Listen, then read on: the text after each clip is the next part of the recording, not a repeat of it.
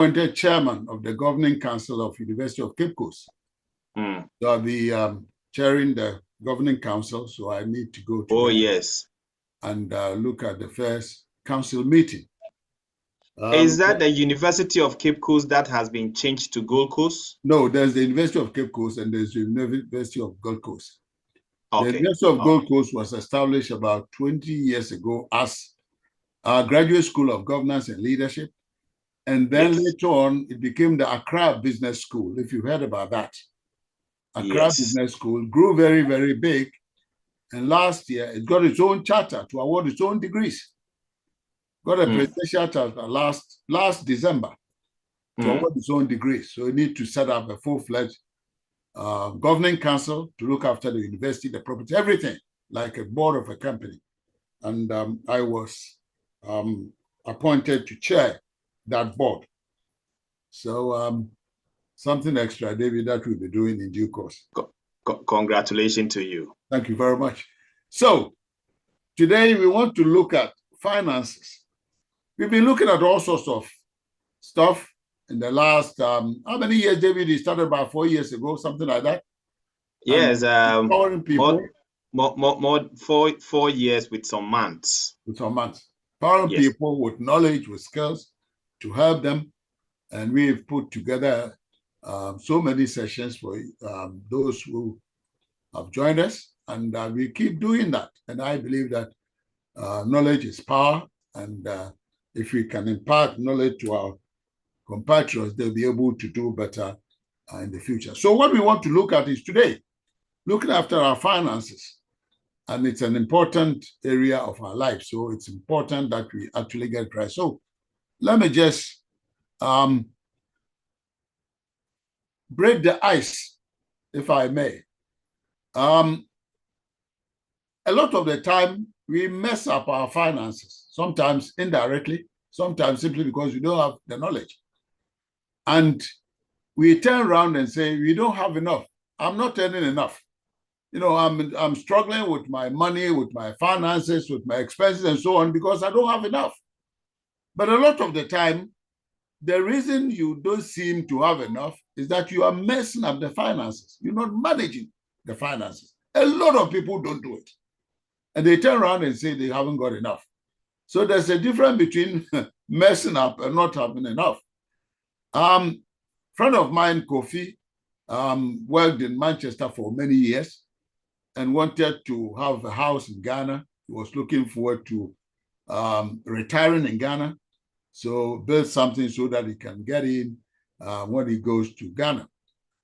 But he decided to build a 5-bedroom house, even though he's got only 2 kids. And the kids are in the UK, and chances are they will never live in Ghana because they've started their lives here.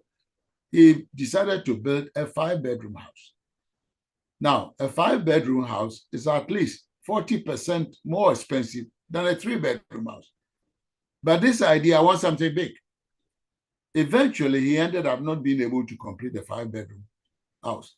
And yet, the money that he committed to it, if he had actually put it into a 3-bedroom house, he would have completed it. So you see how wrong thinking can actually put Kofi under pressure. He's not been able to complete it. So he's living in half of it rather than the whole. And it's like, I don't have enough money. The problem is not that he hasn't got enough money. The problem is that he planned badly. And you can see this. That's the illustration. He planned badly. He didn't look at, what is it that I can do which will be comfortable and yet doable for me in terms of my finances. Nothing like that. He wants to do something big. Even though he didn't need 5-bedroom house. He didn't need it. But either to show off or whatever, wrong decision, the guy is under financial pressure. Lady in Manchester lives in a small village in Ashanti region somewhere, show off 10-bedroom house. And she's not very well paid here.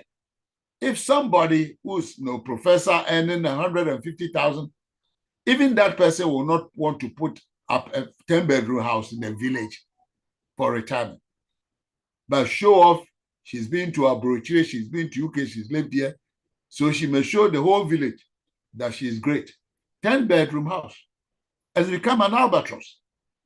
This lady is not paid very well. She does all sorts of menial jobs here and there.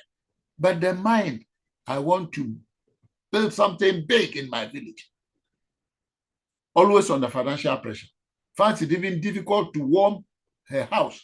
When it's winter, it's cold, and every house must be warm, because when it's cold here, like 2 weeks ago, daytime temperature was -5 degrees centigrade, -5 below freezing. Daytime, sometimes even 5, nighttime about 10. She found it difficult to have enough money to even heat, because the money is going into a 10-bed house in a village. About 3 years ago, I decided to buy a new car. I've used my Mercedes. I like Mercedes. I've used it for about 10 years. Good job. I don't drive a lot most of the time. I'm not in the UK anyway, traveling all over the world. Car was very good, but 10 years, okay. I took my daughter with me. Let's go to Mercedes dealers and look at the possibility of a new car. We went. I drive a E-Class, so we saw another E-Class, beautiful, £36,000. My wife and I, Mercedes dealers, as soon as you get there, they take you to an office, they give you coffee or tea, they give you biscuits. Hey, somebody's come to buy a Mercedes, so you must be big. They treat you like that because it costs a lot, so not anybody goes there.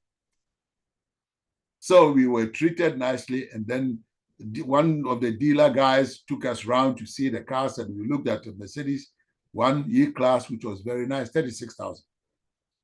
So do you want to do a deal now, put something down, or do you want to pay for it? So, well, we've seen the car.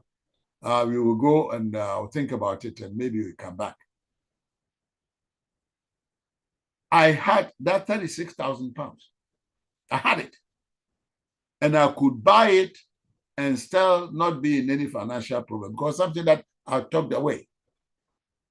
But later on, I thought about it, and I asked myself, is it good value for money? Beautiful car, brand new, but is it something I really need? I'll mention that again as we carry on. All of you must know or heard about a billionaire, multi-billionaire called Warren Buffett. Warren Buffett is an American billionaire, and for many, many years, he was the richest man on the planet. Even today, he's among the top 5, Warren Buffett. And his car, the car that he drives, as you and I speak now, is 5 years old. At the minimum, it's worth about $150 billion. So this guy, with car, Lamborghini, 2 million, 3 million, he's in billions. But the question is, does he need a $5 million car? He drives a 5-year-old car still.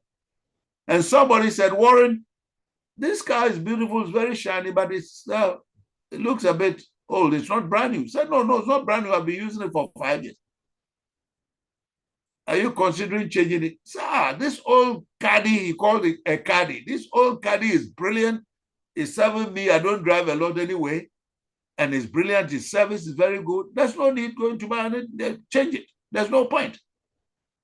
The man, the billionaire, looks at this car issue and says, there is no point in it. I have a car. It works very well. Well serviced, polished, is nice. In my Ghana country, the second country of mine or the first, a billionaire will want to buy a car nobody has ever seen on the planet before. Maybe manufactured in outer space and brought to the country. David will bear me out. Those of you Ghanaians listening will bear me out. $150 billion guy will want a car that is designed in space. But this is Warren Buffett, the billionaire. This car is 5 years old. Because he looks at value for money. I don't drive much. Hardly do I go around the car. This one, if I want to pop around, it's good, it's service, it's safe. What is the point? Take 2 people working in the UK, for example, or in Ghana. One earns £3,000 a month. Or you may say $3,000 a month in the US, or 3,000 cedis a month in Ghana. The other earns 5,000. The one on 5,000 is always going around borrowing money. He's always short of money and goes around to friends, oh, help me, then he pays, then he borrows again. But the guy on the 3,000 never borrows money from anybody. Still doing children, family, homeschool, everything, car, maintained. So you say, how come that the guy who has 2,000 pounds per month more is rather struggling? Ladies and gentlemen, it's simply a matter of managing. The 5,000 pound guy is not managing himself very well. He's not cutting his coat according to his size. Maybe he's like the guy who wants to build a 10-bedroom house in Ghana, or the one who wants to buy a Mercedes simply because, he must have a Mercedes. Whether he's going to use it, it's value for money or not, but he must have it so everybody knows he drives a Mercedes. A lot of people are in trouble simply because they're not managing their finances, not because they don't have enough salary. There is something called the 10-90 principle. The 10-90 principle. That says that, and listen to this very carefully, ladies and gentlemen. If you take your life, your whole life, as 100 units of stuff, 10 units or 10% of your life is accounted for by things you don't control, things out of your control. Your whole life. Take this very, very carefully. Your whole life, 10% of that is accounted for by things which you cannot control. The remaining 90% of your life is accounted for by how you respond to the 10% you don't control. Beautiful stuff. In other words, 10% of things happen to you in your life.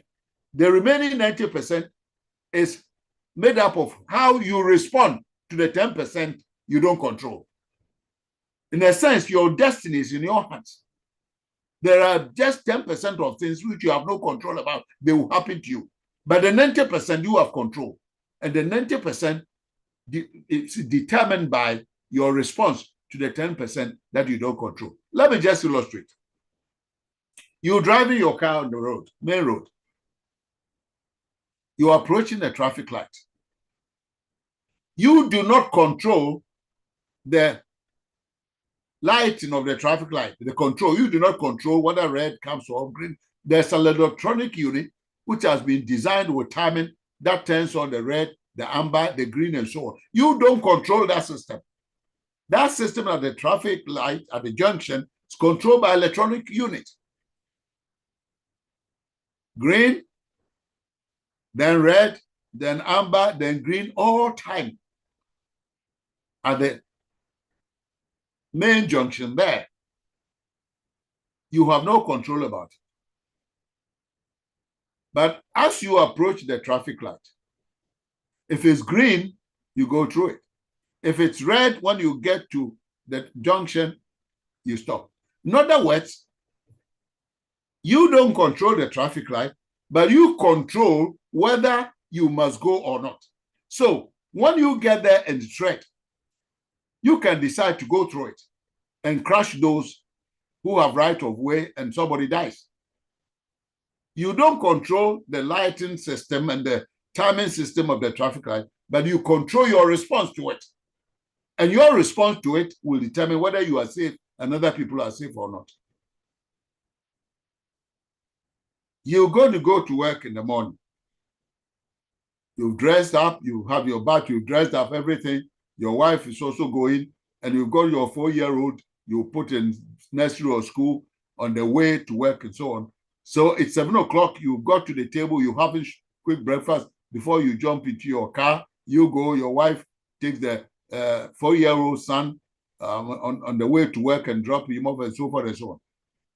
And this 4-year-old sitting at table with you is fidgeting and hits daddy's coffee and it falls on his trousers, soiled.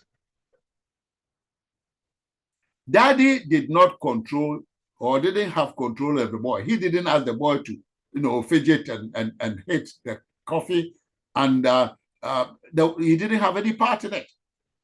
but he has control over how he responds to what has happened.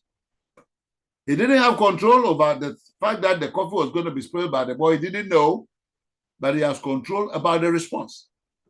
And daddy gets angry and bangs the table. Look at you have soiled my trousers. I now have to go and change and so on. You are a nasty boy. You are too troublesome. What? Shouting at a 4-year-old little boy. He didn't know what he was doing. Too young. Starts crying. Mom gets angry. You know he's a small boy. Why are you shouting like that? He didn't do it intentionally. Now the house is on fire. Everybody goes away angry. The day is spoiled.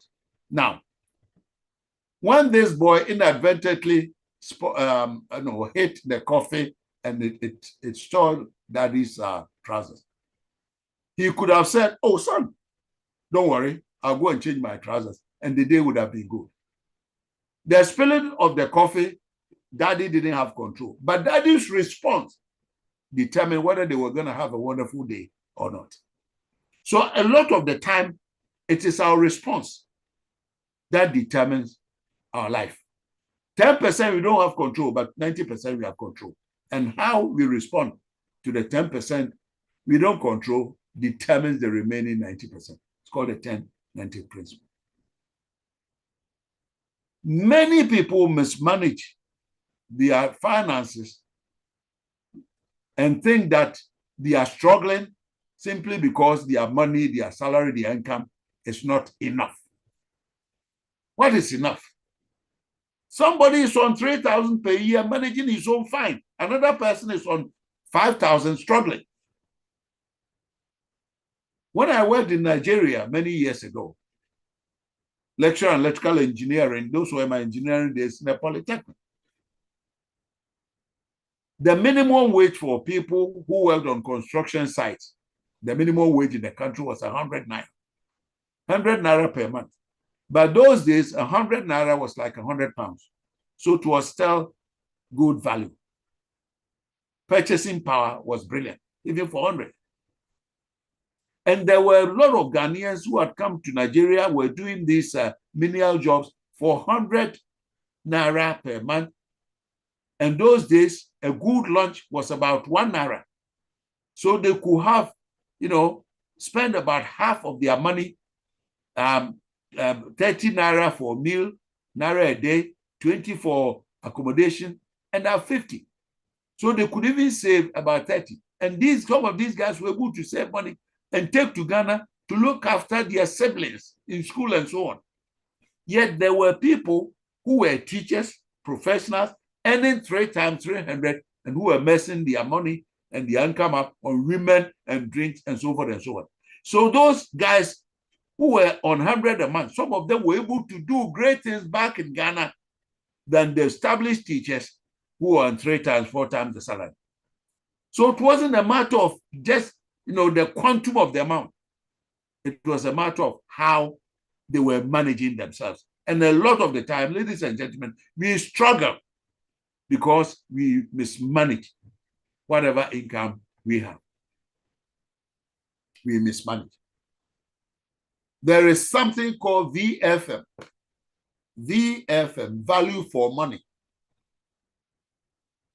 And in order to do expenses which are relatively substantial relative to income, one needs to ask himself or herself, what I'm going to spend this money on, is it value for money? Am I getting value for the money that I'm spending?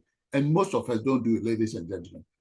David and I decided that this session was important for people's peace of mind, for people's progress, for their development, for their planning, that we should do it. Because a lot of people either do not know or they haven't been brought to the point where they can examine their life and see that part of their problem is theirs. A lot of the time, they think other people are the problem. But ladies and gentlemen, let me assure you, from my experience of knowing so many people and teaching them and mentoring them and so on, part of the problem is their problem. It can be part of the problem, if not the whole problem. So how do you, whatever, all of us are not the same in this world. Some take 5,000, some take 10, some take 100, some take 1,000,000. We all have different salaries.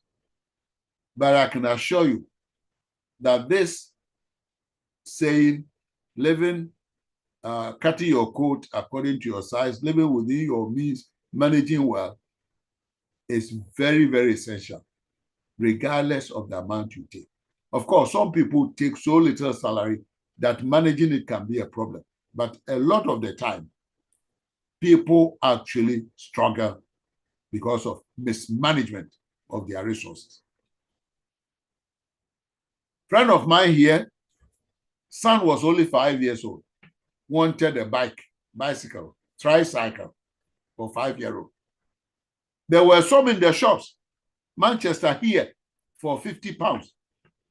And there were some in some high-end shops for 3 times £150. But for whatever reason, when the boy, 5-year-old, told his dad he wanted a bike for birthday, and the man decided that there was some nice bikes for 50 for a 5-year-old, just a 5-year-old. Within a year, he would have outgrown it and may not even be able to use it again. He was going to get a £50 bike for the boy. Mom got angry. They should go and get the £150 one. And the dad was saying the £150 one is too expensive, is too big a cost for a 5-year-old.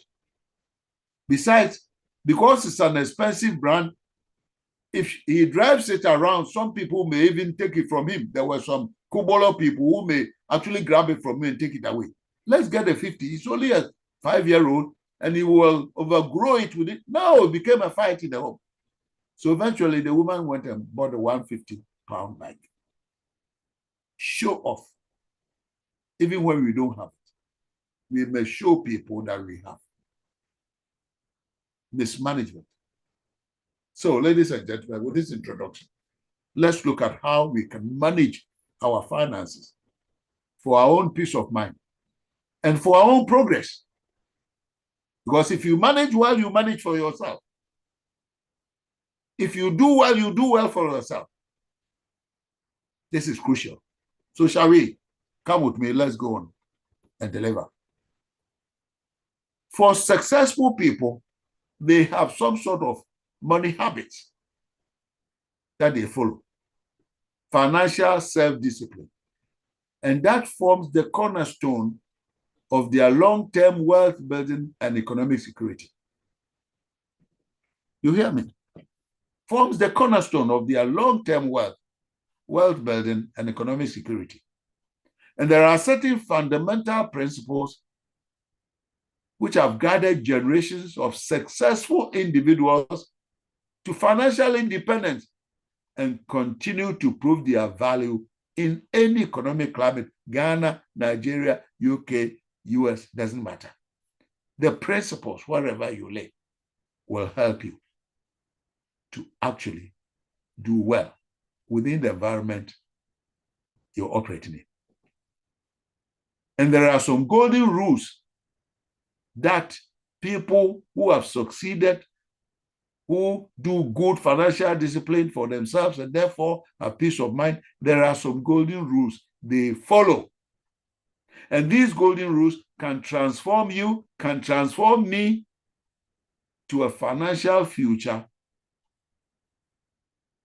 in a world where there is instant gratification, and I want this and I want that, and endless spending, to a new world of wealth building, financial peace of mind, happiness, and joy. Because financial pressures actually kill people. Financial pressures in homes break homes. Many people in their homes, they've seen financial pressure cause stress, and eventually some marriages actually break. Silly example. Couple just making ends meet. Woman always on the phone talking. So when the bill comes, it becomes a problem. You are the one always on the phone causing phone bills. Eventually, this can even lead to divorce. What a shame. Lack of discipline. So there are some golden rules.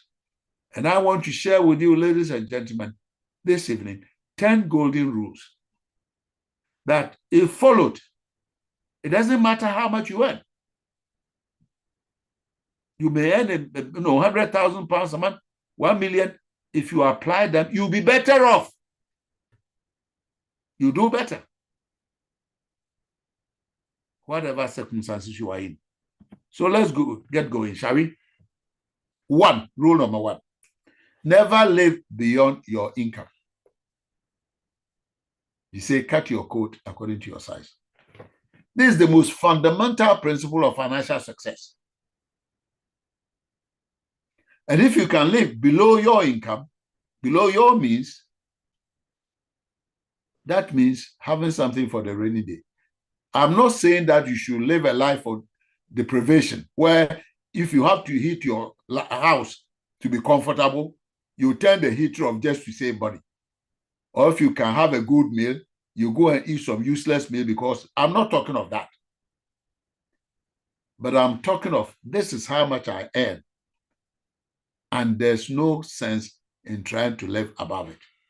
Rather, if I can live below it, then there'll be some surplus for the rainy day. So it's about making a conscious choice that aligns with your long-term financial goals, long-term peace of mind and success. When your income increases, you may even resist the urge to upgrade your lifestyle. I moved from lecturer to senior lecturer. Does it mean that automatically I must buy a new car, move from Corolla to Mercedes? When my Corolla is brilliant, it's only 2 years old, and so I got a promotion tomorrow, so automatically I must go and buy a Mercedes. No. Because if you maintain your Corolla for the next 2 years, the extra income that comes from your promotion can be something for the future. It will help you toward building wealth. It creates a powerful financial buffer and opens opportunities for investing in your future. Maybe further education, maybe even putting it in a stock exchange to build more wealth. So making mindful spending decisions means evaluating every purchase against your financial goals.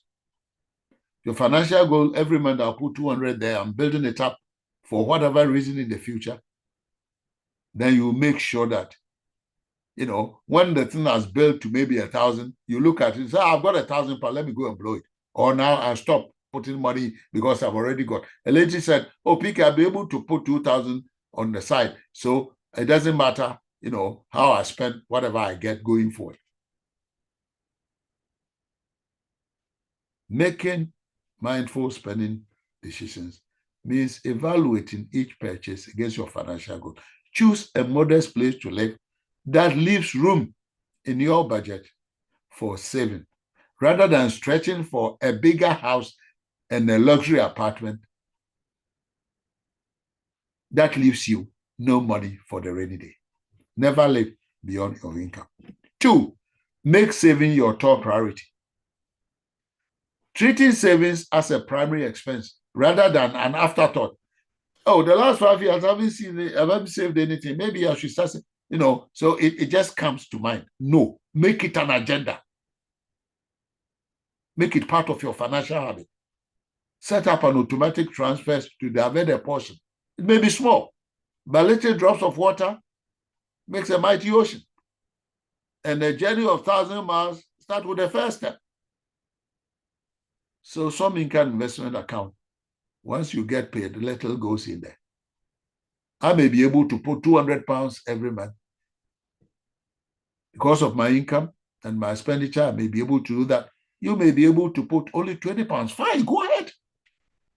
Go ahead.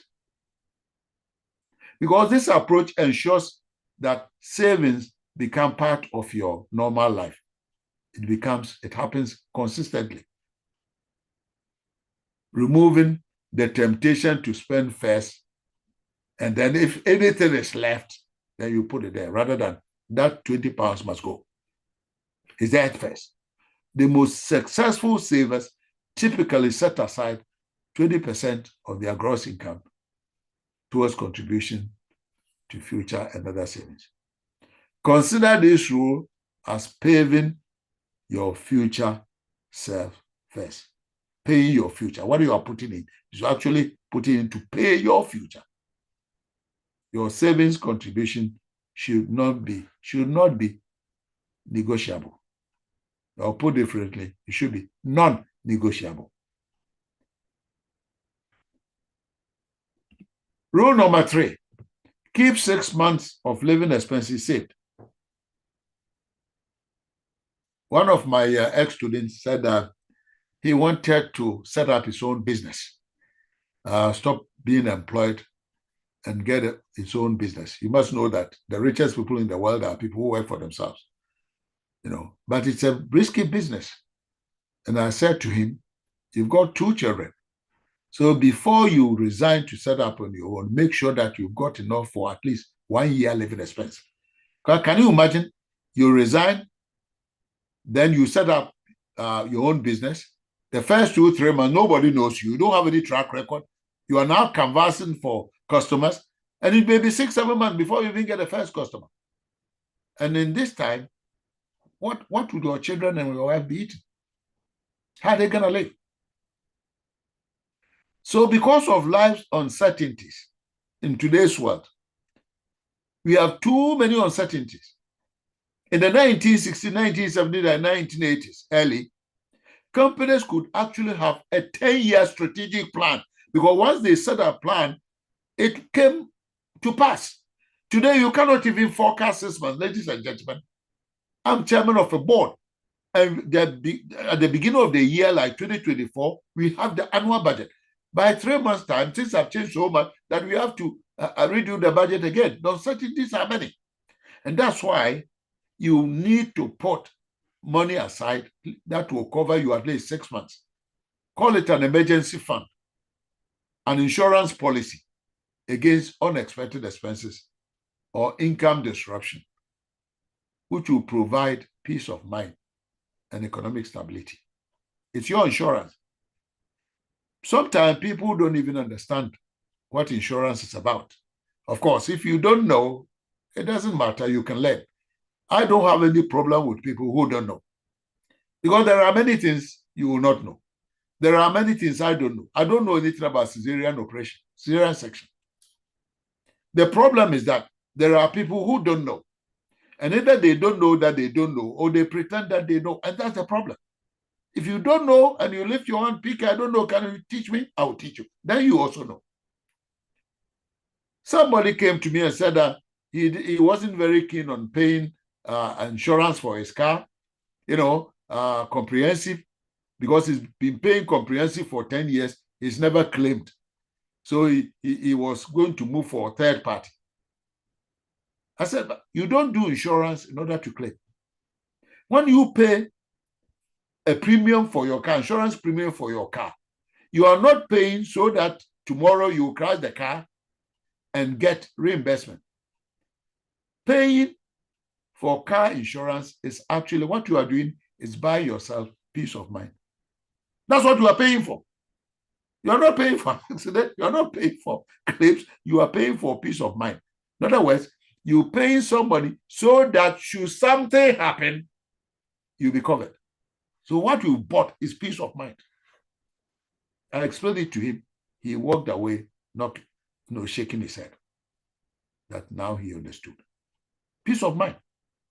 Aim to accumulate 3 to 6 months of essential living expenses in an easily accessible savings account where you can dip in.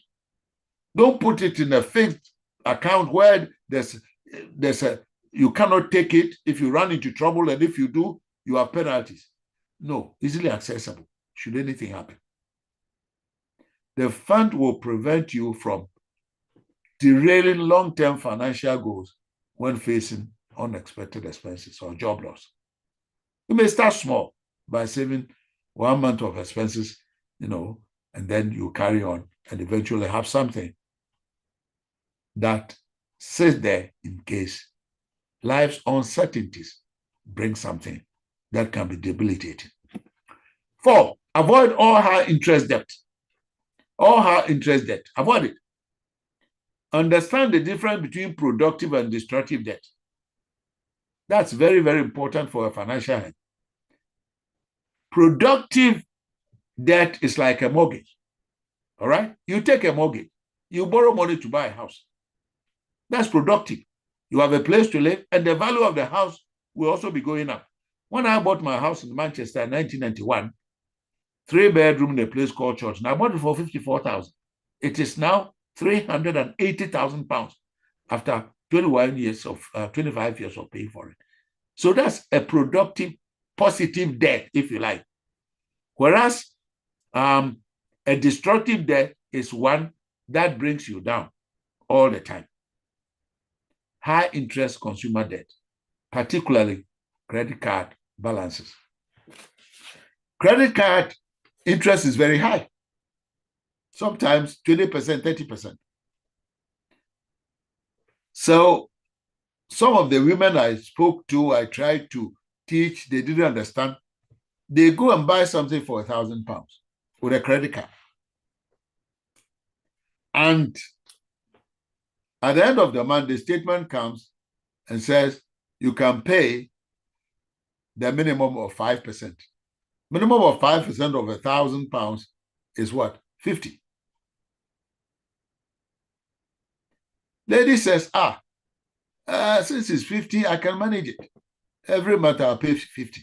But you see, once you pay only 50 and they put the interest on, the interest they put on is more than the 50 you have paid. So your debt is actually getting bigger. And it will take eternity to pay the debt off. And by the time you pay it off, you are paid maybe 10 times. So the best thing to do is that as soon as the statement comes, pay it off. Because some people, because they are paying by 50, 50, 50 and not big, they think that, this debt is easy to handle. It is not easy. You are piling it up.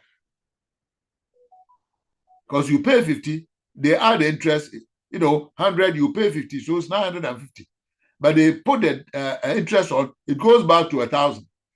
Then you pay 50, 950, they put the interest, it goes back to 1,000. It's better to pay it off. That's destructive debt. Credit card balances, it erodes your wealth and creates financial stress. Pay it off. In full every month, without exception. Take my advice. Some people will pay the credit card interest is say 20. They prefer to put money in the bank where they get only 5. And then they are paying debt where the interest is 20. So look at the loss. Rather than go and take their money from the bank and pay off their credit card debt, they look at the 50, 50, 50 as small, but they are perpetual debt. So you have to consider the actual cost of high interest debt. A 1,000 credit card debt balance of 20% APR can take years to repay if you do it by the minimum. Avoid any high interest debt. If it comes your way, clear it as soon as practicable. 5, monitor every pound you spend. This is where value for money comes in. Financial awareness starts with knowing exactly where your money goes. Look, there are many of us. David, you I'm sure you've come across, there are many of us. If you sit them down and say, look, last month's pay, January 2025 pay, where did it go? They will not be able to tell you. Give me, a breakdown of how that money was spent. Let's say you want 1,000, for argument's sake. And at the end of January, they paid you 1,000. At the end of maybe December, they paid you 1,000, which you are spending for January. At the end of January, if you say, tell me where the money went, the money you got at the end of December, which you started spending 1st January, where did it go? They will not be able to tell you. They see this, they buy. They go to the shop, they see, this shirt is fine, they buy, unplanned. They will not be able to tell you. If you are not able to track your expenses from major purchases to small daily expenditures, you are not doing financial discipline. But if you do, then you will know where your money goes. And therefore, you'll be able to determine where you need to cut, where it's not necessary you need to cut, where you need to reduce without sacrificing your quality of life, because some of them are not really necessary. They don't give you any quality of life. A friend of mine drinks vodka like water. I said, how many bottles do you drink a month? He says, so usually he will drink about half a bottle a day, so 15 bottles. So if you reduce that to quarter bottle, you'll be saving some money. You never thought about it. That the money that you could use in some better stuff for yourself, because drink doesn't improve your quality of life. You could have saved from the drink and put it in some area that improves your quality of life or some savings. By tracking. If you ask me, PK, you were paid at the end of December for you to start living January. Give me a breakdown of where your money has gone. I'll be able to account for, at the minimum, up to 90% of the money I'll be able to tell you. I know where the money goes. So I'm able to determine where to cut, which ones are not necessary, and which ones must be beefed up. And by saving from unnecessary things, I can actually put more money into necessary things or even to savings. And there are many budgeting apps that simplify the process today. An app provides you with real-time insights into your financial habits. My daughter Ekuya is very good in that. She knows where every penny goes using, some budgeting apps. Helps you to review your spending regularly to ensure that your spending aligns with your financial goals and your values. Wow. Even small expenses can add up. You think it's what? 10 pounds, 15 pounds, 8 and so on. They add up. At the end of the month, if you took track of them, you'll find that these so-called small expenses have come up to maybe 200 pounds. They all add up. So the question is, some of them, are they necessary? Are they value for money? Am I getting any value from it? And this term, value for money, is crucial. So when my daughter and I went to see the Mercedes, 36,000, as I said, I had the money. Father, I had the money in the United States, money that I left there when I sold my house. If anybody wants dollars, talk to me. I said I could just get my bank to wire it to this dealer and I get a car. But we came home and my daughter said, Daddy, what are you going to do? So I want to think about it. I want to think about it. Give myself, let me turn this one off.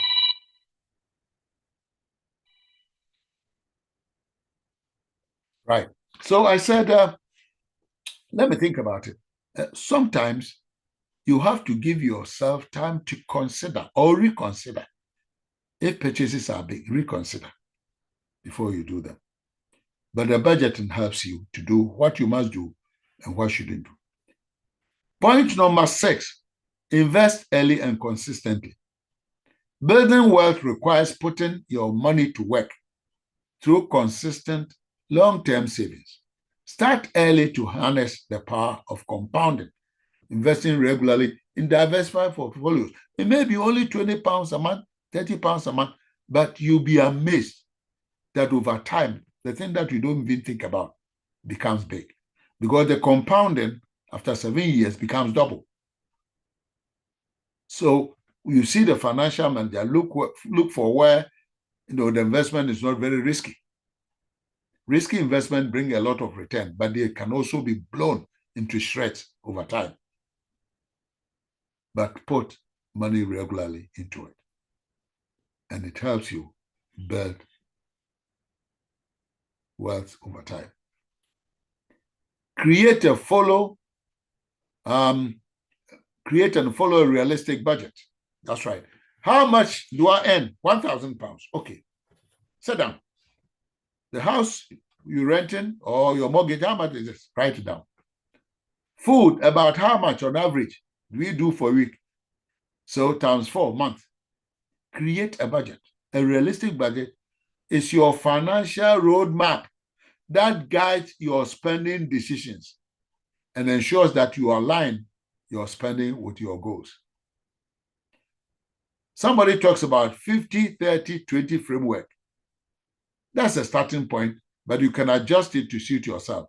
50% of your income goes to needs, 30% to wants. You see, needs are things that you must have, like food, like a shelter, like some clothes for work. There are certain things you must have them, like food, like water, like accommodation. But these are called needs. Food is a need. If you don't eat, you will die. If you don't drink, you will die. And when I say you don't drink, I'm not talking of booze. I'm talking of water. Wants are things that you may want to have, but if you don't get them, you will not die. Wants. For example, I love music, so I go to the shop to buy CDs. If I'm able to buy 2 CDs this month, fine. But if I don't buy CDs because the money has gone elsewhere, I will not die. These are wants. So 50% of your income to need, 30%, and as I said, you can adjust them based on your individual circumstances. And maybe 20% to savings. It could be 15, it could be 10, depending on if the proportions of the other two are bigger. Adjust these percentages based on your circumstances, whilst maintaining a clear spending boundary of stuff. Your budget should reflect your lifestyle and priorities while supporting your financial goals. And your lifestyle should be decent. A lifestyle of drinking, lifestyle of going after women and so on, or useless lifestyles, no lifestyle. And review and adjust your budget accordingly. As your commitment increase or as your salary increase, you can actually adjust them. But the fundamental we talked about saving and putting money by, should not be compromised. Wait before making major purchase. Financial discipline often involves mastering the art of waiting. Some people impulse, they call it impulse buys. As soon as he sees the thing, he must have it. This is beautiful, I must have it. Without thinking. Meanwhile, maybe there's no surplus even in the budget. Then they buy it, and then they find that they've created a hole in something that is a need and becomes a problem. Implement a mandatory waiting period before making any significant budget. So I go back to my car. Let me go back to my car. Ladies and gentlemen, allow me. So my daughter and I looked at this car. I've got the money. But I said, okay, let's go home. I'll think about it. Then I sit down. And please learn from this. I sit down and say, look, I've got a Mercedes. It's about 10, 12 years old, but it's superb. Mercedes, they last forever. Service, clean, no problem. I don't owe on it. I don't do a lot of driving around. If I want to travel maybe to Birmingham to see my grandchildren, it's 90 miles in, 90 miles out. And I do it about 3 times in a year. So at the end of the year, I haven't even driven 2,000 miles. Most of the time I'm overseas. I'm teaching in Singapore, or I'm in Ghana, or I'm in India, or I'm in Barbados. So 2-3 weeks, the car sits there doing nothing. So why am I going to spend £30,000, invest into a vehicle which will sit there most of the time doing nothing? Is it to show off that I bought a brand new car? Is that the reason? So I sat down with my daughter and said, my daughter, Daddy, are you not going to say, okay, let's think. If I put £36,000 into this car, it's not value for money. I'm not going to get any value for that money. Because I'm not going to drive it most of the time. It's going to sit. And I don't even have an enclosed garage. It's outside. The rain, the snow will be beating it. and it's there and I'm in Ghana for 3 weeks, the car is parked. Why am I spending 36,000 pounds or something that will not give me value for money? No, I'll continue to use my 10-year-old Mercedes, serviced. I don't use it much. It does all I want. If I want to go to Birmingham, it's fine. Most of the time, Manchester is a small city. All my friends are within 10, 15 minutes of driving. I don't really need a brand new car, even if I've got the money. So let me put the money aside for a rainy day. And that's how sometimes when my kids come and say, Daddy, I want to buy my house and I need a deposit 5,000. I'm able to say, son, daughter, take 5,000 because I have money which I'm keeping it well and not blowing it on useless things.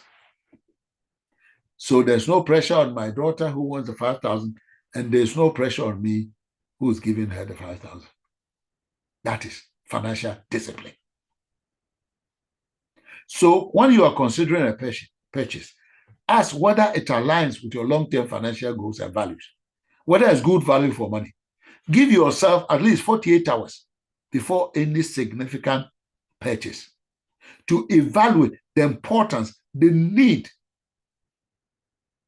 and the impact that purchase will have on your financial situation. This rule, 48-hour wait, helps combat impulse spending, where as soon as you see it, you decide, then you go for it. Even if you decide, go and give yourself time to think about it. You may realize that it was very nice and it was impulse, so you shouldn't go for it. But impulse means that immediate that you took your credit card and you pay for it.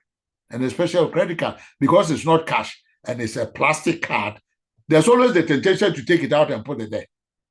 If you are counting cash, you think maybe twice. But a credit card is actually debt. You get a stock, then they bring the bill. So this rule helps combat impulse spending, ensures your purchases are done because you need them rather than impulse. And it helps you to fight momentary desires.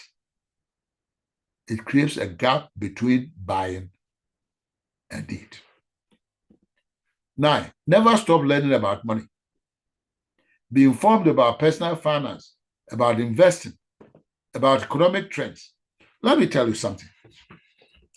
A lady who attends my wife's church, my wife's a pastor, runs a small church in Manchester, said, oh, she heard that treasury bills in Ghana, this a couple of years ago, treasury bills in Ghana, in other words, buying government bonds, you got an interest of 30%. And if you save money here in the UK, at that time it was about, what, 5%. Sir, Uncle PK, if it's 30% in Ghana, then I'm taking my money to Ghana. I'm going to exchange it, cities, and put it in Ghana. I get 30%. Here it's only 5%. Why would I put my money in the UK? And I said, you don't know what you are talking about. People must be prepared to talk to people who know. This is what I plan to do. Can you advise me on it?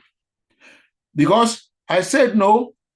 She was only looking at the figures, 30% Ghana, 5% here. Took the money to Ghana. After 3 years, she got her interest all right, but the cedi had depreciated so much that when she took the many, many notes, 30% times 3, into her hands and decided to go and change that back into sterling, she got less pound sterling than the amount she took to Ghana. Are you listening to me, guys? Because there is, she was only looking at the figures, 30% Ghana, 5% here. How about depreciation? How about inflation? She got a lot of cedis from the 30%, but the value was lower than the pound sterling she actually took from here to go to Ghana. You have to learn about money. Some basics, or ask. Investment. Where do I put the money? Why do I do this?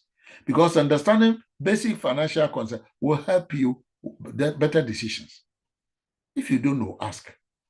You can avoid costly mistakes. This lady I'm talking about, when she took £1,000 to Ghana, after 3 years, when she changed all the cedis she's got and brought the money back. She got only 900. Consider working with qualified financial advisors, people who know.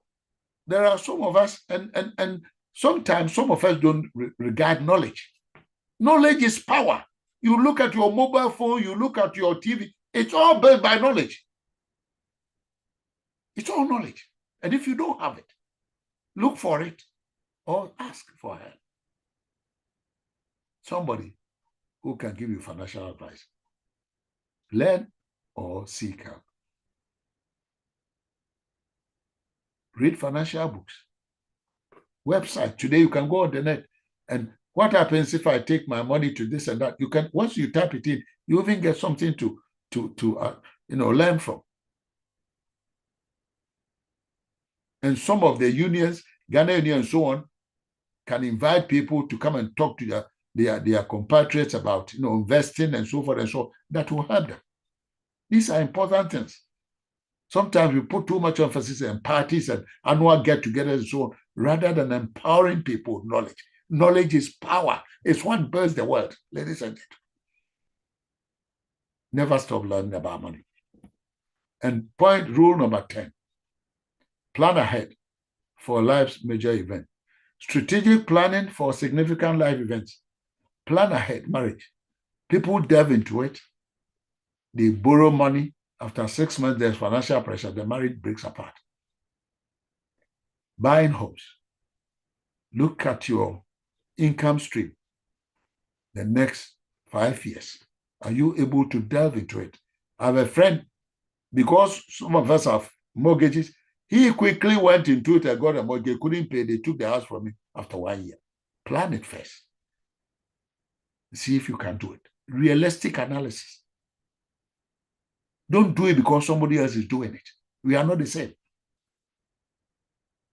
Don't put yourself under financial strain. You can't sleep when you go to bed because there's always, some debt and financial problem that's hurting you. Plan your life. Plan your finances.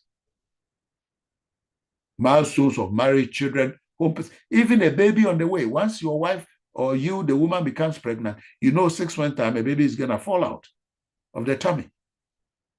And that means there's an additional amount.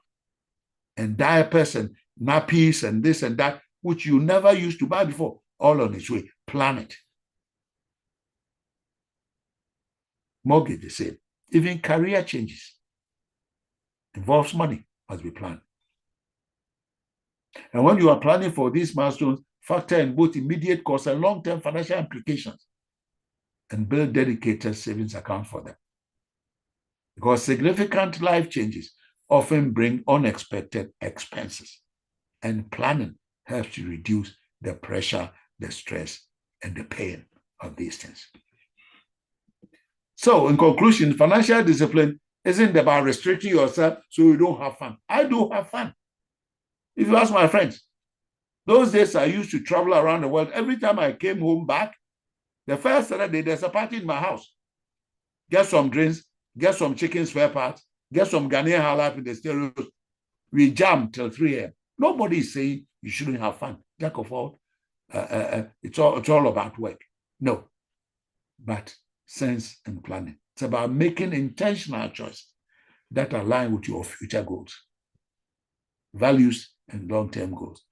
And by consistently implementing these golden rules, the 10 of them, you create a strong foundation for lasting financial success.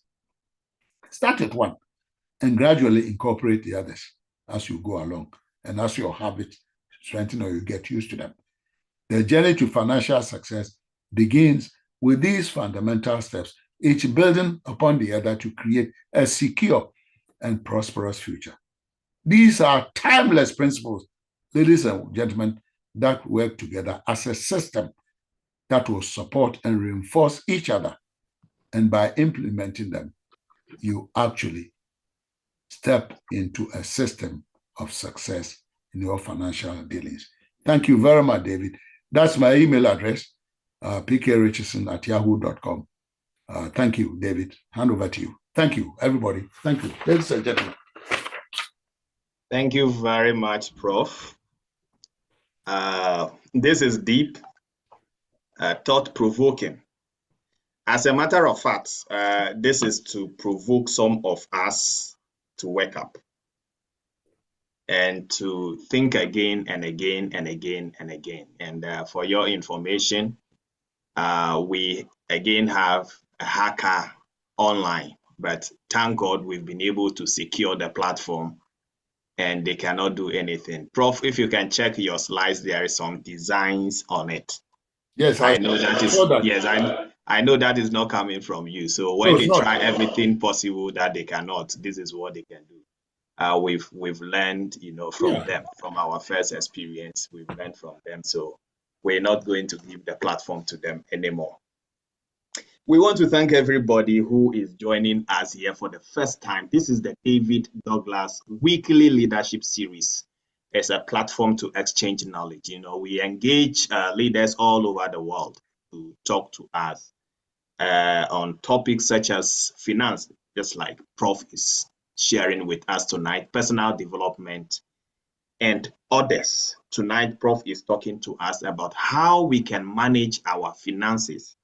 And in that, how you can grow your finances. That is one thing that I have learned, my takeaway from tonight's meeting. How you can grow your finances. Because money, if not spent also, or if not invest, will depreciate. You will be like the lady who brought her money to Ghana and then returned to the UK and the money lost its value.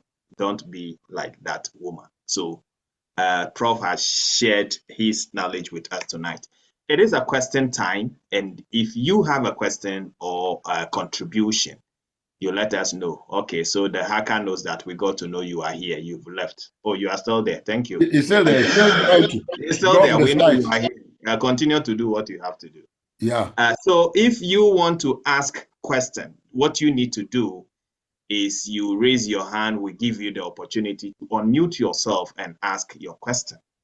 If you also want to make contribution, is the same thing that you raise your hand, we give you the opportunity. Or equally, you can type your question in the chat box and I will read it. Prof, I have a question to open the door with. Sure, David, go ahead. So you talk about investment, very importantly, which is good for all of us. And as growing people that are aging, and very soon we will hit our pension. And you ask yourself, what have I done with my money? Am I able to put my money somewhere to generate income? My question is this: in between savings and investment,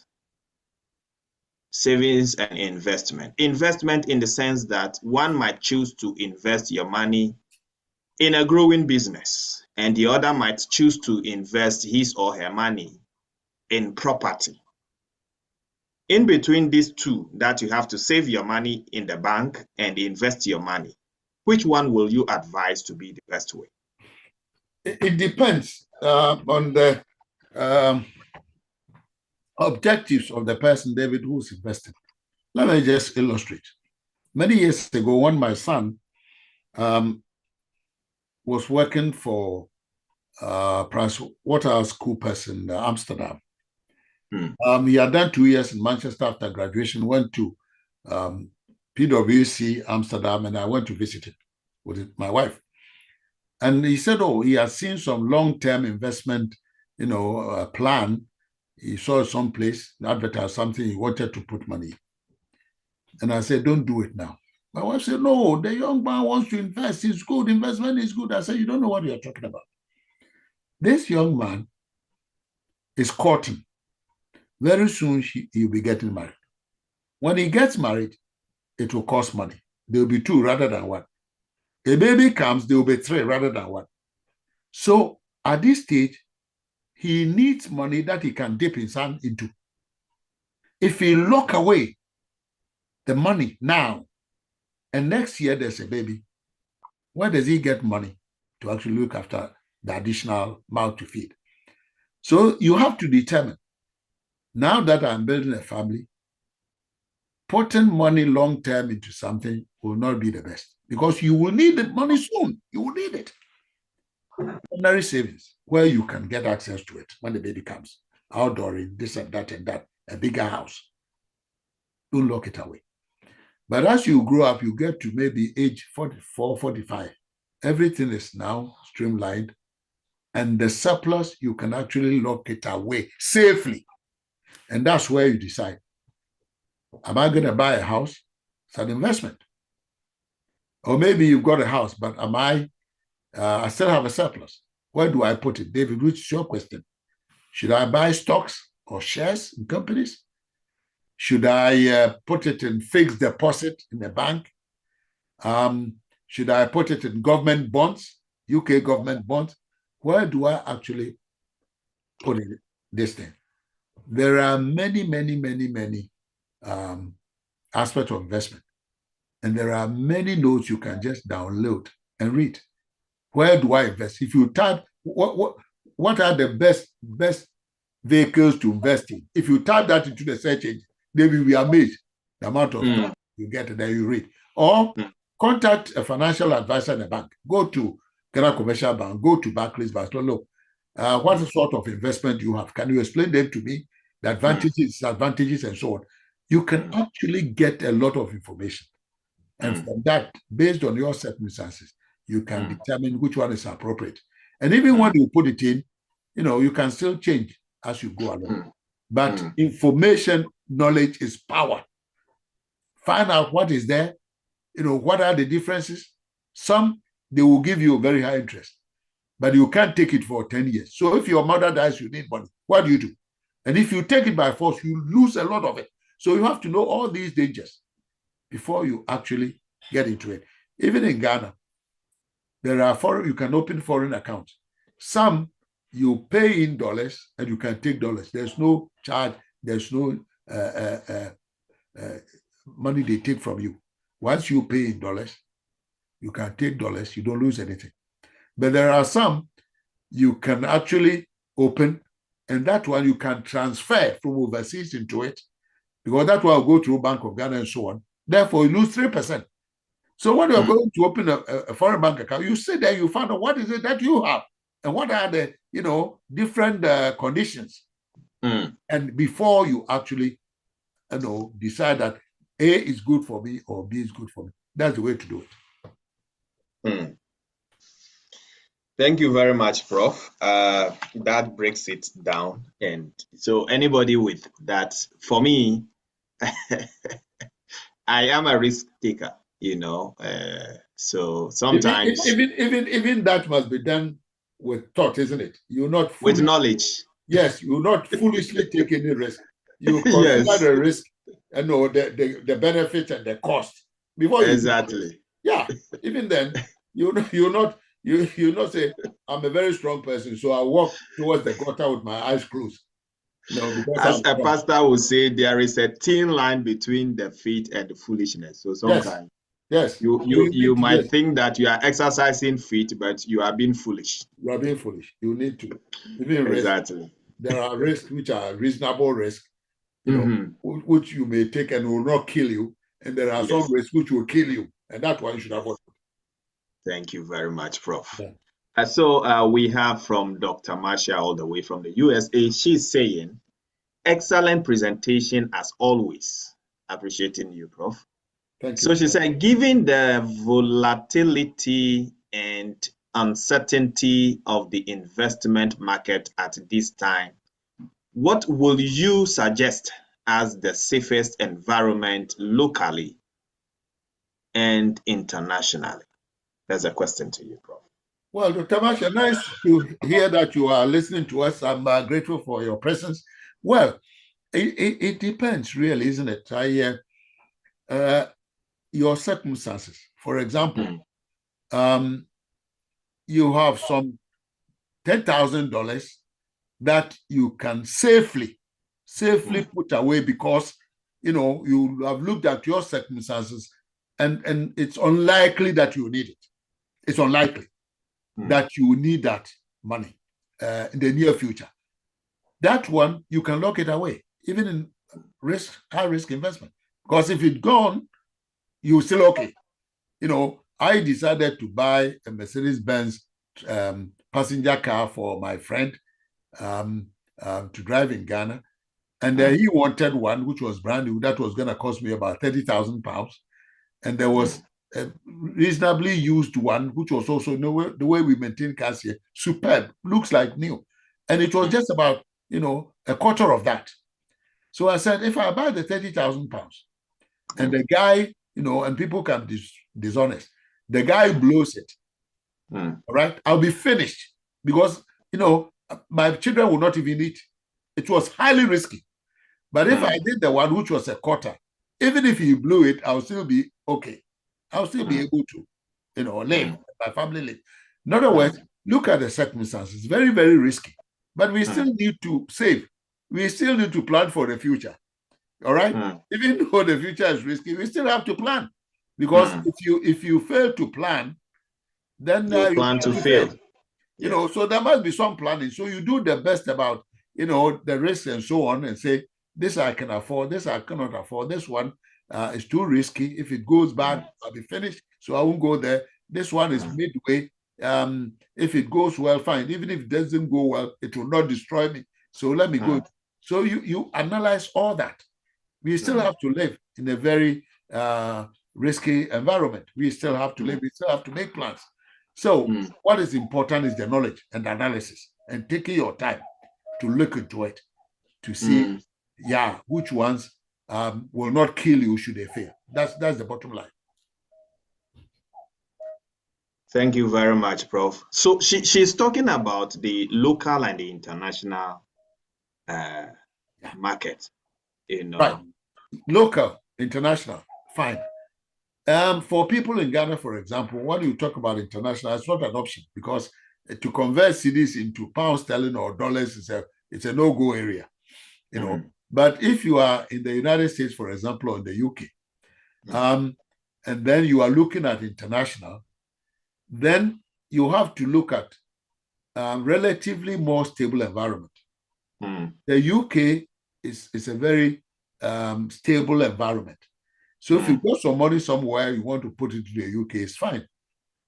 European countries like France and Germany, especially Germany, is relatively more stable. So if you got funds in the US and you want to take it out to some place, Germany will be first class.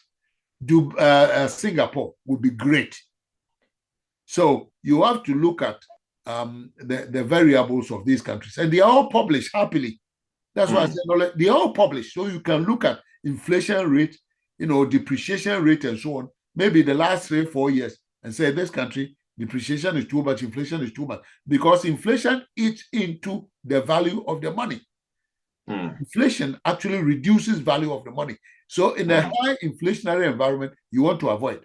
So it's come back to analysis, come back to looking at the fundamentals, looking at the figures to determine whether it should be local. You may actually find that it's better to stay in the US or go elsewhere. Or you may decide that it's more stable in Germany. Why not? Especially if you think that putting your eggs in one basket is not a good idea. You can decide to invest in 3-4 areas because usually economies don't collapse at the same time. So if the US goes down, it may well be that your investment Germany will hold. And when you take the United Kingdom as a typical example, nobody understands why this United Kingdom, next only 22 miles from continental Europe, has got an economy which is out of sync with the European continental economy and rather in line with the US economy. When the UK economy goes down, Europe goes up. When Europe goes down, UK goes up. And yet UK, 3,000-4,000 miles away from US, aligns, harmoniously with the US economy. So if you want another area, if you are a US citizen, you want another area where you can spread your eggs, then it will be Germany or maybe Singapore. Dr. Marshall, I believe this answers your question. So if you are looking at the international market where you need to invest your money, Prof is advising you can look at Germany or Singapore. Prof, my final question to you. Right. I know we have 70% of our followers on the platform tonight coming from Ghana. investment, savings, as we know, and anytime that they talk about savings, straightforward, we think of the bank.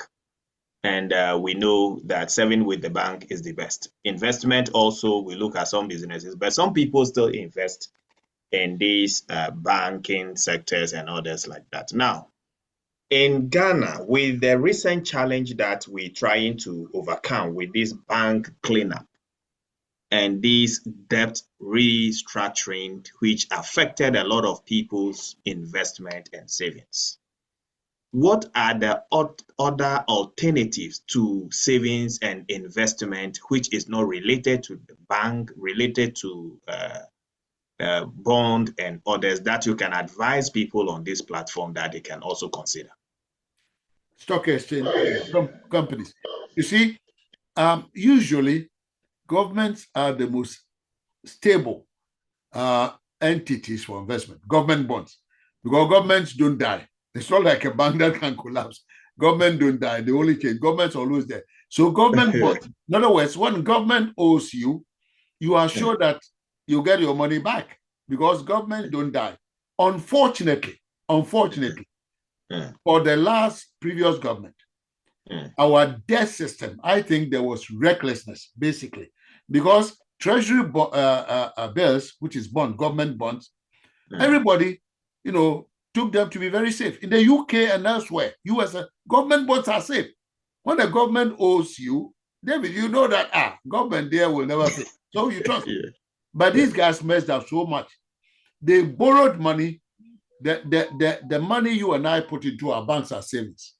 When you put your money into a bank, the bank must work with the money to be able to pay you interest. If the bank doesn't work with the money, how can they get the interest to pay themselves and also pay you interest on the money?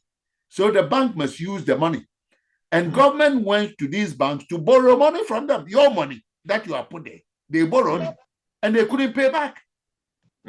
So look, some of the banks, 1/3 of their capital disappeared. They nearly collapsed.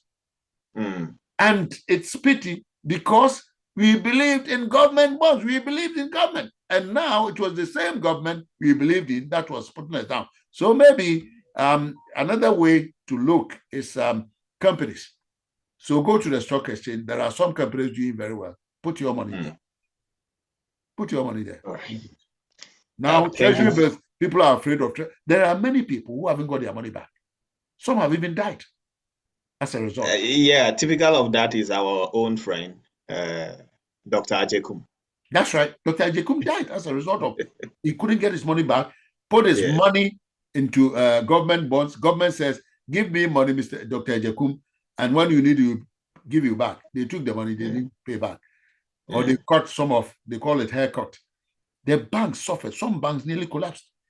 Because you and I, the money we put there, they actually lend the money to government. Government say, we don't have the money. They've messed them up. So put it into companies, shares. Thank you very much. You can even put it into my company shares. I will show you that. I'll let you Prof, will you want to talk about it?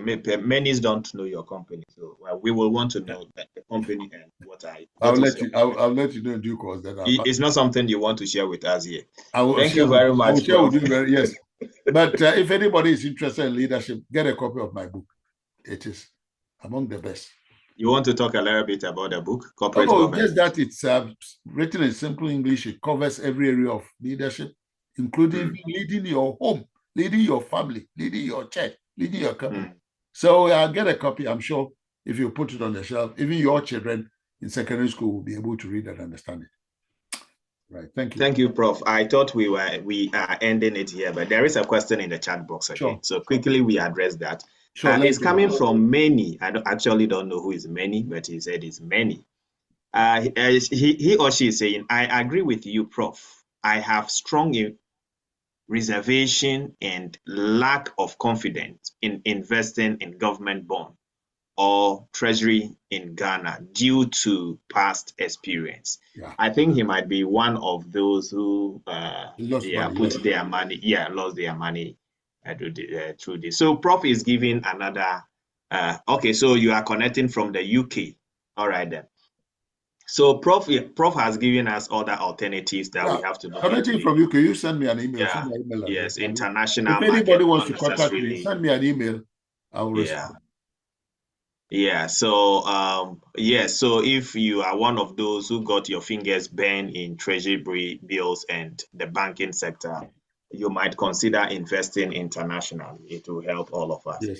Well, um, thank you to everybody who has been here with us this evening on this session. So we all listened to Professor P.K. Richardson all the way from Manchester, from the Manchester Business School, and tonight he led us on the topic how we need to manage our finances for a secure future, how to manage our finances. And Prof is part of this organization and will be coming here often with different topics to help us to manage ourselves. So we thank you. And once again, you are here with us on the David Douglas Leadership Weekly series. We have some people here with us all over. This is a global platform, so we all know already. We have Anna from Finland. We have Dr. Masha from the USA. I think we have a number of USA people here with us. And time is far gone, so I'm not going to talk much, but we are reminding all of you about our upcoming event, which is in July to August. It is 30th July to 1st of August, Agri-Tour Art Festival and Global Leadership Award.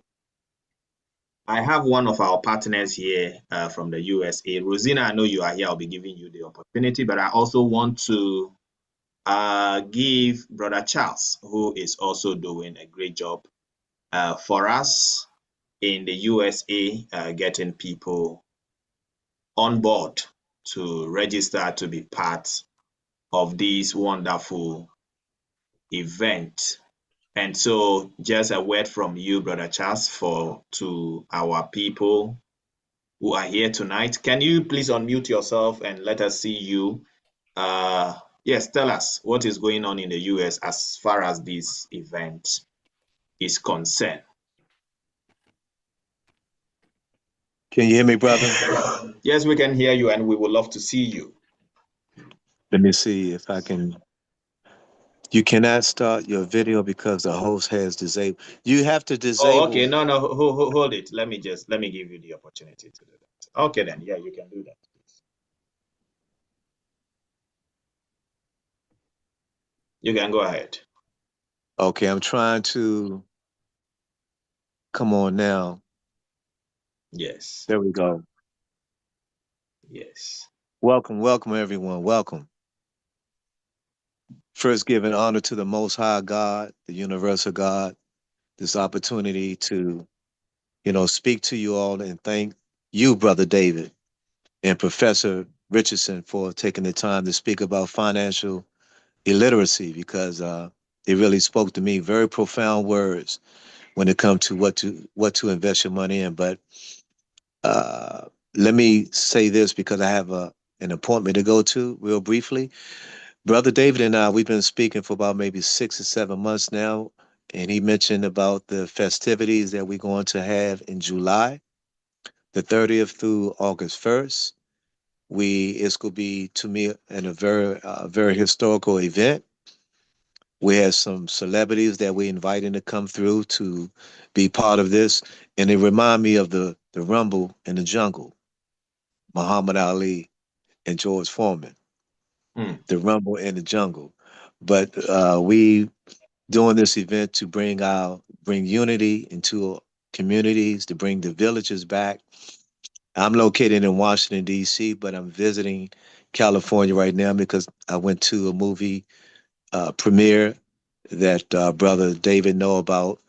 The producer, film producer, her name is Rima Kapani out of India, which she normally do films in Bollywood.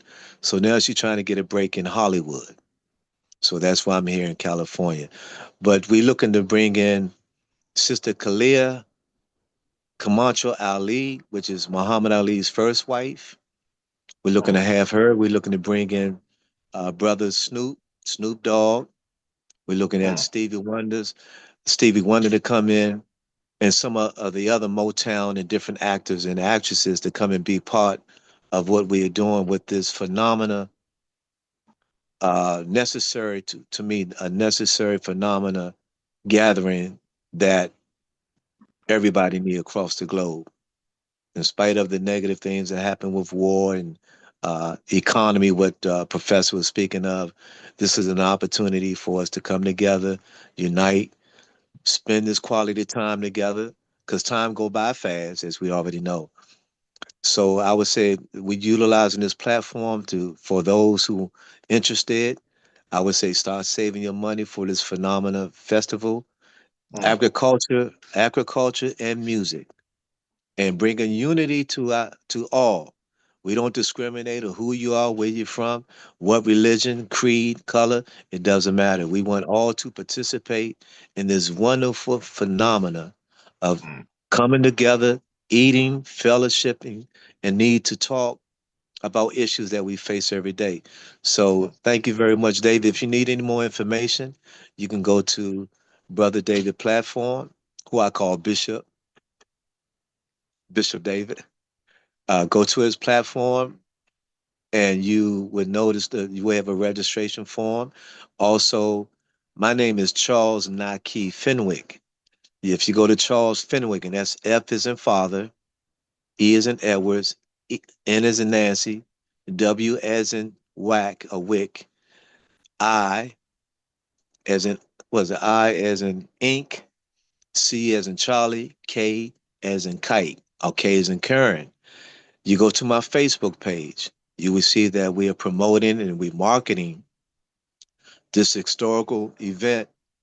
Uh, so you go to Facebook, you go to my Instagram, you go to TikTok, you will see more of people that David and I are involved in.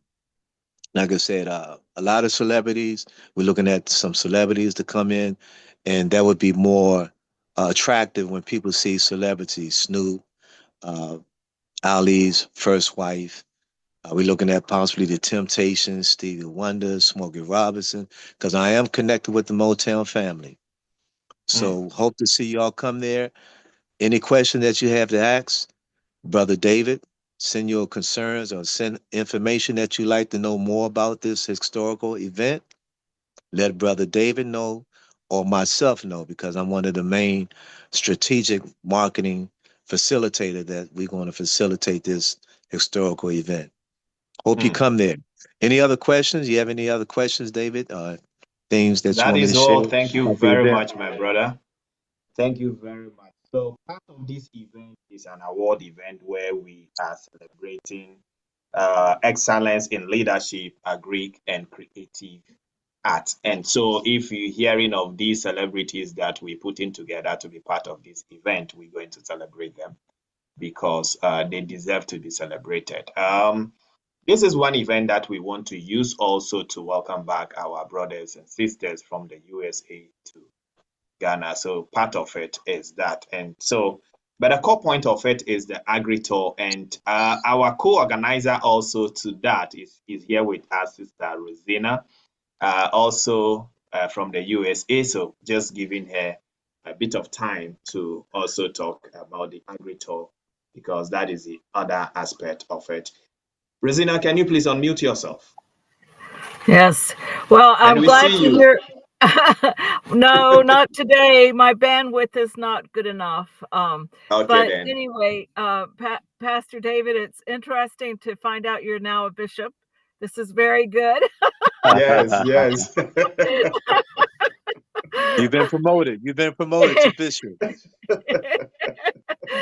Anyway, yes, we believe in having fun, but also accomplishing a lot of things at the same time.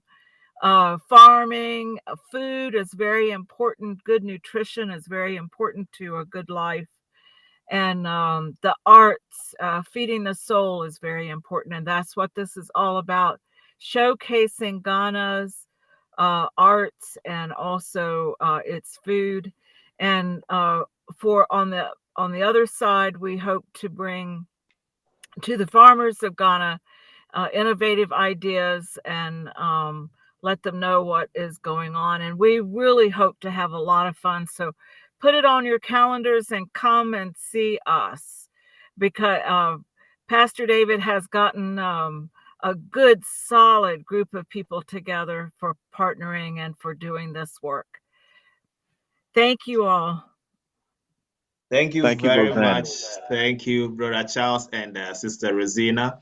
Thank you very much. So with time, we'll be getting all our partners on board globally, those from the UK also, to talk to you about this. So this is a wonderful event we are putting together, Agri-Talk and Global Leadership Award. Sometimes it is just good for you to encourage people who are doing well, so others can, mimic what they are doing and to do it better. So we are looking at agri, people doing excellent in agri, people doing well in creative arts, people doing well in leadership. So we can encourage them, give them award so that they can do more, because leadership is missing in our system today, and we need to encourage people who are doing well. Professor Piquet, who's is one of the people who keep encouraging the youth about ethical leadership. So that is great and that is wonderful. So mark your calendar. It is 30th of July to 1st of August, and the award is on the 1st of August. We are putting a lot of things together that will entertain you. There is a tour aspect of it, and we're looking forward to visiting the Mansia Palace, and we will put all the packages together, bring them to you. The ticket will be available. If you are listening to me now, our official partner to this event, media partner to this event, is the EIB network, which is GH1, Kasapa, and others like that. And very soon the announcement will hit the airways and you begin to hear of us. We will put the ticket at strategic places that you can get to buy and to be part of this event. It is a good event where you can come, you will network, and you will get to meet with all these global leaders that we're talking about, people in agri, in creative art, and in leadership. Names that you have heard before, but you haven't met them before. Muhammad Ali, we've heard his name several times, though he's no more, but the wife is alive, and we are bringing the wife to Ghana, July. So mark your calendar. This is going to be a great event. We also want to use this opportunity to thank everybody who made time yesterday to be with us at Legon. Yesterday, officially, we launched the Legon chapter of the DDLF campus chapters, and that was phenomenal. A lot of people were there. The students were happy. We always have to find a way to put a smile on the face of these students, being there as a body that supports them. One reason for us to come up with these university chapters is to be there to them as a brother. We believe that a lot of them are coming from afar whose parents are not close. And so if something happened right now, who is next for them to call? Who is there to respond to their issues before families come in? And so the David Ddouglas Leadership Forum thought it wise that, we need to connect these students together and find ways and means by which we can be of support to them. And this leadership that we're talking about, we have to find a way of instilling it in them, because catch them young. It is easy for you to burn a tree when it is young than when it become a full-grown tree. So the way for us to ensure that we instill leadership, ethical leadership in this youth, is to touch base with them whilst they are in school, to be able to bring them to this knowledge of leadership and let them know what leadership means to all of us. And that is what we're doing as an organization. We're looking forward to opening the second chapter, which will be the Valley View University and others. We will be connecting with all the universities across the country, because we want to get to them and get mentors to them. Some of them lost hope, and some of them, they are going through a lot, but there is nobody there for them to talk to. And I'm sending this also as a signal. And if you are listening to us this evening, if you want to be a mentor to any of these students, you can reach out to us. We are available. There are a lot of students we can connect you to. You can have one-on-one mentorship with them, one-on-one coaching with them, give them direction. So please, if you are here listening to us tonight, this is a call to you. Let us make it happen. This platform is open to everybody who want to add value and who want to impact. We thank you all for your time. Time is far gone. I'm not going to, we've end the tonight's session, questions and everything. Next week, we looking forward to another wonderful session. And we will be having a speaker all the way from Canada. We expecting a speaker from Canada to talk to us on the subject. So the topic for next week is harnessing innovation and entrepreneurship in our youth for national growth. Harnessing innovation and entrepreneurship, how you can harness it.